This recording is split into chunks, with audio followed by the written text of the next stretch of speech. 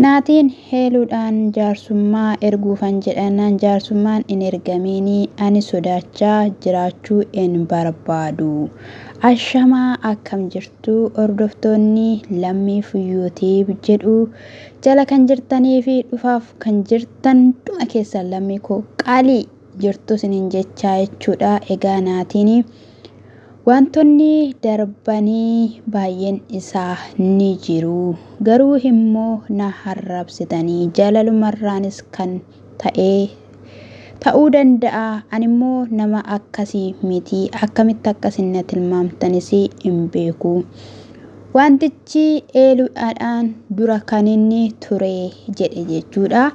Heeluudhaan dura kan ture erga ta'ee maaliif nu turkicha addaan hin kutiini siin jenne malee nuti ati nama gaarii miti hin jenne jechuudha. Dubartiin kun immoo yeroo baay'ee erga abdachiifamtee wanti hundumtiyyuu naa dhumatee jireenyatti galuudhaaf jira erga jettee jechuudha. Wanti hundinuu kan harkaa bu'uu kanarraan kan ka'e immoo lapheen ishii miidhamaa dhufeera. Namas amanuu dadhabdeetu jirti jechuudha.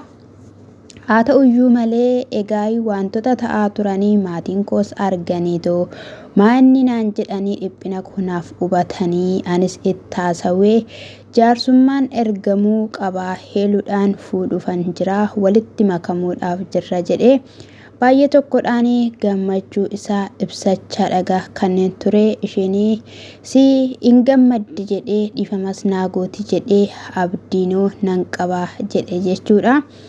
Heeluu egaa akka fuula isheerraa ifaa jirutti waan hundumaaniyyuu abdii akka kutatte fuulli sitti dhidhiita'ee jira jechuudha. Egaa haa ta'u malee gaafa gara mana ishii dhaqu jechuudha afaan keessa qaqqabatee waan dubbatu dhabee akkamittiin akkan sitti himu eessaa akkan sifi heegaluu naaf hin galuu jedheen jechuudha.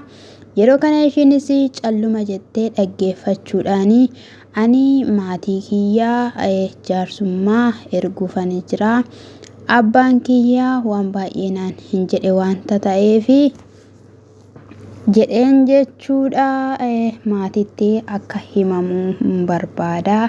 Anii fi ati karaa baay'ee wajjiniin deemneerra isa darbe wanti caalu tokkollee hin jiru gaafa inni jedhuun jechuudha. Isheen immoo ani yeroo hammaa kana keessatti uma tokkoyyuu hin barbaadu.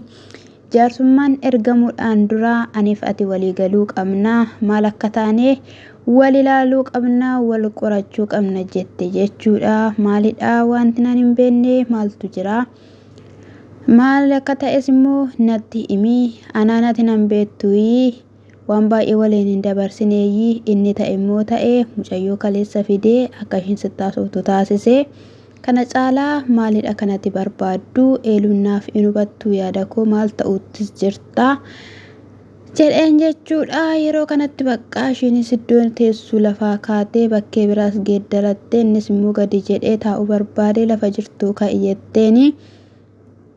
Ani baay'eedhaan si jaalladhasi baay'een si kabajas ture garuu immoo eenyummaa kee na agarsiisteetta. Boruudhaanii jireenya koorratti wanta dhufu waanan hin beekneefi har'a garuu kun anaan nan gammachiisu. Kana booddee ani kophaa kiyya ta'ee jiraachuudha kanan ani barbaadu. Jaarsummaan ati naaf ergitus oma faayidaa naaf hin qabu. Osoo naaf amanamtee akkanumattidhaanii anaanii hanqabaa yookiin immoo kunuunsaa jiraattee anaaf wayyaa jennaani. Ani dubartii kunuunsuudhaa fi egaa atis hin beektaa. Isa kana barumsas nan barbaachisu garuu immoo dirqama maatiin dhaquu qabu. Saatiin hin jiru, yeroon hin jiru. Yeroo anii fi ati walii galu yookiin immoo wal jeennu miti. Ani gammachuu kee gammachuu kooti, gammachuun koo immoo gammachuu keeti jedheenani sitti himuu dhufee na hammattee haala qabeessaadhaan tole akkati naan jettuufi malee ganaa karaa biraa akkati naa bantuudhaaf miti yookiin immoo akkati didduudhaaf miti. Nan qaanessin nallee yaasisiin maatii gidduutti maatiidha kan naqu ana miti jennaani. Jalqabaa aniifati walii galuu qabna.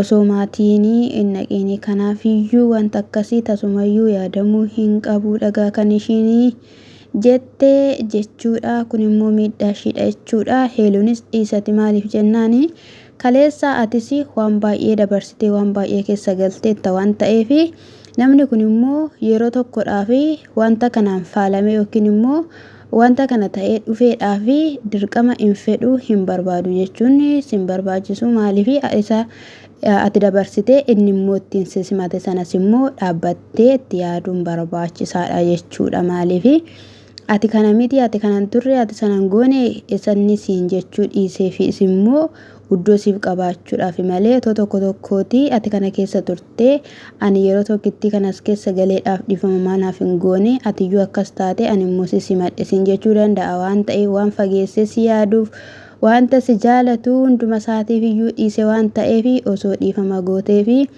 osoo tokko taatanii bareeda jechuudha. Egaa ani immoo kaniin kana gochuu barbaadeef yeroon deemicha kootis dhiyaateera. Isa kanaaf iyyuu wantumti kamiyyuu gidduu keenya akka hin gallee fi kabajaadhaan jaarsummaan hergamee tokko akka taanudha jennaani. Eeyyee dubartiin tokko gaafa jaarsummaan hergamu baay'ee itti tola maaliif jennaani kabajaadha waan ta'eef nan beeka kana. Isa kanaaf iyyuu ana namatti nan feesisu of ta'uun barbaada qubaa kiyya turuudha kan ani barbaadu. Egaa kanii ishiin jechaa turte sababni isaas immoo egaa soomni osoo hin galiin jechuudha kan isaan deemu barbaadan maaliif jennaan soomni gallaanii dhaqamuu hin danda'amu wanta ta'eef jechuudha. Gaayii guyyoonni dhumaniiru har'aa fi boru har'i immoo jimaatadhaan dhaqamu wanta ta'eef jechuudha. Qidaameef sanbata jechuudha. Gaayii mee maaltu akka ta'u walumaan ilaalla. Akkatti abdiis kutachuu sin qabdu akkatti nama kan ofirraa dhiibuu sin qabdu jechuudha. Akka kiyyatti simii dheeraa heeyyee baqa osoo intala sana achi ture wajjin haasawaadha kan inni ture. Ergasiis immoo gaashillaadhuma godhee dhiisee hangana iddootti hin laanne ishiin immoo barbaaddee dhufteetoo jirti jechuudha. Kanaaf ati gabaabsiteetuma waan hanga kanaatti qullaa'e yookiin immoo karaa kamiiniyyuu ishee argachuu hin danda'u erganni siin jedhee toleettee gaalatti akka galtu barbaanna jechuudha. Karaa kamiiniyyuu akka ati milkooftu namoonni illee koomentiidhaan illee maalidha ati kaleessa waan baay'ee dabarsiteetta kan kalee kanii isa kaleessa caalaa si boochisuu gara jireenya keetti dhufuu danda'a waan ta'eef dhiisii fi of hin jajjiin jechaa dhagaa kan jirtan jechuudha.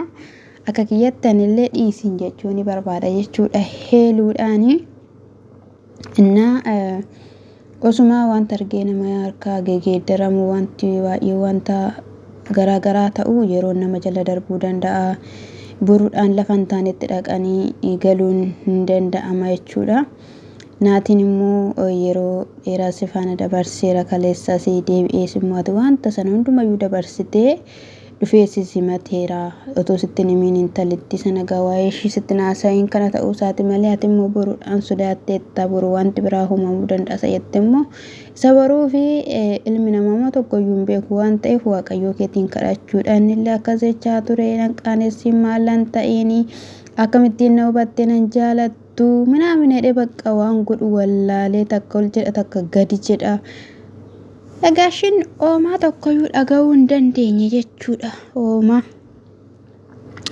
innaasa kana dhagaayii ani dubartiidha jetteetoo jirti jechuudha. Isa kanaaf egaa gooftaan koo tokko sinaa taasisu jechuu barbaanna asumaadhaan jechuudha. Isheen immoo fedhu jettee bu'aas turte baay'ee tokkoon illee bu'aa ture jechuudha. Namni isaan sosobu hin jiru egaa kaameraa himaaniin viidiyoo waraaba wanta ta'eef homaa gochuuf hin dandeenye. Akkamiree wanta jaarsummaa deemnamoo yoo akkamiin jedhame na dammoo jechuudha. Haboo fi Hermi wal jajjabeessaa jiru ispoortii hojjechaa jiru. Hermiyyeen qal'achaa jirti. Abiraam immoo jajjabaachaa jira jechuudha. Roorroo mo'achuudhaaf diina mo'achuudhaaf jechuudha. Gara gaa'ilaatti galuudhaaf gara jireenyaatti galuudhaaf of jajjabeessaa jiru jechuudha. Of xanakkaritti jiru jechuudha. Achi bahanii jechuudha. Ispoortii hojjetanii achi bahanii jechuudha. Dargaggeessaa dura jechuudha. Habooni fataa jedhaa ka fataa jedhaa isiniin jechuun jaaladha. Innaa waan tokkummaa akka nutti himtan barbaannaa xumurreerraa wal fuuneerraa tokko taaneerra jettanii akka waan hin jettan kan nuti barbaannu jechuudha. Onneen Abiraam amma bitamtee tokko Hermeellaan jaalatee too jira jechuudha. Nama fuulduratti viidiyoo fuulduratti abaaramuu waan hin barbaanneef akkasumallee bakka dhugaadhumaan jaalala ishee ibsuufis hin barbaanne lachuu faana simoo ta'uu hin barbaada jechuudha. Habooni lachuu faana yoo akka abbootii duriitti ta'e itti tola. Lachuu faana immoo ta'uudhaaf dubartoonni lama waliin affiti. Hermeellaa argitanitti yoo ta'e yeroo darbe gaafa Ruutaan ruumii isaa keessa turtee halkan keessa sadii dhaqanitti garaa midhaan eddaa Ruutaan gadi baatee maal gootan jettu jennaani lakkimee omaayyuu hin goone ana lan tureedhe. Kana jechuun gola biraa seenaniiru jettee jechuudha. Nafadhaan qabamtee jechuudha. Ilachaan isaaniiyyuu immoo hin fedhan. Tokkoon isaanii godhachuu barbaadu jechuudha. Eenyu waancaa fudhata jettanii yaaddu? Eenyutu mo'ata jettanii yaaddu?